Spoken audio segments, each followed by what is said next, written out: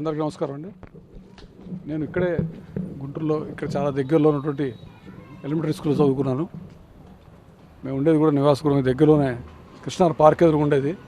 అప్పుడు ఈ స్కూల్కి వెళ్ళేవాళ్ళం. ఈ గుడికి కూడా చిన్నప్పుడు కూడా వస్తుండేవాడిని చాలా సంవత్సరాలుగా. డీజీపీ అయినా ఖచ్చితంగా మళ్ళీ పాత రోజుల్లో గుర్తు చేసుకుంటూ ఆదివారం రోజు ఇట్లా లక్ష్మీనారాయణ స్వామి ఆలయం దర్శించుకోవాలని.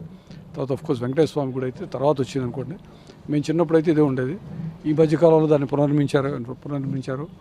అప్పుడు పునర్నిర్మాణం జరిగినా కూడా చూసి వెళ్ళాను నేను ఒకసారి. చాలా బాగా జరిగింది రీకాన్సిక్రేషన్. ఇదంతా కూడా మంచిగా జరిగింది కాన్సిక్రేషన్.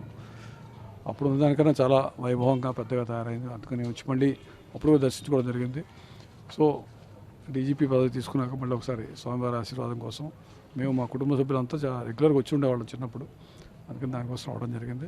ఇది పూర్తిగా పర్సనల్ విజిట్, అందుకని ఇంకేం చెప్తాను. తప్పని పరిస్థితులు అడగాల్సి వస్తుంది. మహిళ మీద దాడి జరిగింది. ఇలాంటి ఘటనలు కూడా చనిపోయిన అమ్మాయి బాలిక, అలాంటి ఘటనలు పునరావృతం కాకుండా పోలీస్ యంత్రాంగం ఎలాంటి చర్యలు? నేను ఇంకొకసారి మాట్లాడతాను. ఖచ్చితంగా పోలీసింగ్ని పూర్తిగా అభివృద్ధి చేస్తాం, మంచిగా ఇంప్రూవ్ చేస్తాము. ముఖ్యంగా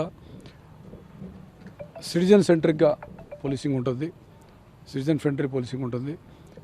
పౌరులకి మరింత మెరుగైన సేవలు అందించి, పోలీస్ సేవలు అందించి ప్రజల మన్ననలు పొందడానికి మేము ఖచ్చితంగా కృషి చేస్తాము. అన్నిటికన్నా మించి మా పని అంతా కూడా పనితీరంతా పారదర్శకంగా ఉంటుంది.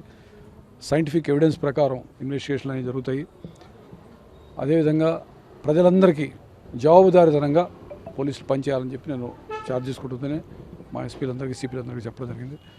పూర్తిగా మేము అకౌంటబిలిటీ అంటే ప్రజలకి జవాబుదారీతనంగా ఉండే విధంగా పోలీసింగ్ ఉంటుంది. కొంతమందికి మాజీ మంత్రులకి గన్మెన్లు తొలగించిన పరిస్థితి నెలకొంది. వాళ్ళకి మేము ఇబ్బందులు ఉన్నా మాకు ప్రాణహాని ఉంది అని గన్మెన్లు కూడా తొలగించి అన్నీ కూడా విచారించే అవకాశం ఉందా? ఎందుకంటే దాడులు జరగకముందే ఇలాంటి చర్యలు తీసుకోవాల్సిన అవసరం ఎంత ఉంది?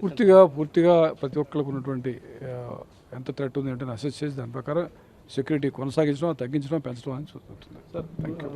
మళ్ళీ డీజీపీ అయ్యారు కదా, దీన్ని నగరంకి ఏం చేయాలనుకున్నారు?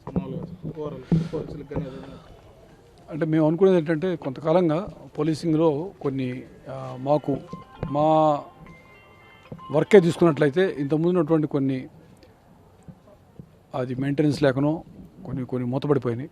ఫర్ ఎగ్జాంపుల్ మా ఫింగర్ ప్రింట్స్ యూనిట్స్ అయితేనేమి, మా లాక్ హౌస్ మానిటరింగ్ సిస్టమ్ అనేది ముందు ఉండేది. అంతే ఎవరైనా బయటకు వెళ్తున్నట్లయితే మాకు బయట ఊళ్ళకి వెళ్తున్నప్పుడు ఇల్లు తాళం వేసుకెళ్తున్నప్పుడు మాకు చెప్తే మేమే ఉచితంగా ఒక సర్వీస్ ఇచ్చేవాళ్ళం. LHMS మీ అందరికీ తెలుస్తుంది. ఇవన్నీ కూడా కొంత మూతపడినాయి. ఈ విధంగా అవన్నింటినీ ఇంప్రూవ్ చేసి వాటికి ఏదైనా మెయింటెనెన్స్ ఛార్జెస్ కానీ ఉన్నట్లయితే మొత్తం కట్టి ప్రజలకి అందుబాటులోకి పోలీసింగ్ తీసుకొస్తాం అనేటువంటి ఆలోచన ఒకటైతే, రెండవది పోలీస్ యొక్క ఒక విధంగా మా కింది స్థాయి ఉద్యోగుల బాగోగులు చూసుకోవడం అనేది కొంచెం తగ్గినట్టుగా అనిపించింది. సో దాన్ని కూడాను పోలీసు ఉద్యోగస్తుల సంక్షేమం కోసం ప్రత్యేకంగా దృష్టి సారిస్తాం. అట్లే శాంతి భద్రతలు కానీ, నేర పరిశోధన అన్నీ కూడా చాలా సైంటిఫిక్గా ఎవిడెన్స్ ప్రకారం చేయడం జరుగుతుంది. ఏది జరిగినా కూడాను పూర్తిగా ఎవిడెన్స్ ప్రకారం చేసే విధంగా చేస్తాము. అదేవిధంగా అన్ని పట్టణాలు, అన్ని నగరాల్లో కూడాను పోలీసింగ్ ఇంప్రూవ్ చేయడానికి ప్రయత్నిస్తాం. Thank you.